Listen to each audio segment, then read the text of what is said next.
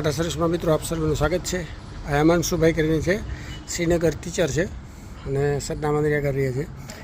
એમણે મારા વિડીયો અગાઉ કોરોના કાળમાં પણ ફોન આવ્યો હતો ગાડી કરવા માટે. પછી પાછો ફોન આવ્યો ને એપોઇન્ટમેન્ટ લઈ 4-5 ફોન આવી ગયા.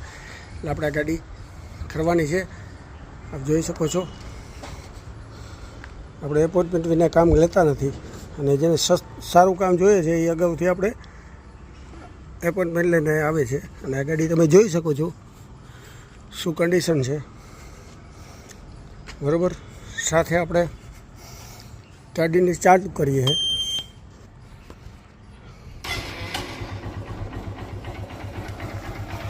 એન્જિનનો અવાજ આપ જોઈ શકો છો. એને બ્લોક પિસ્ટનને વાલ્વનું કામ કરાવેલું છે, બરાબર.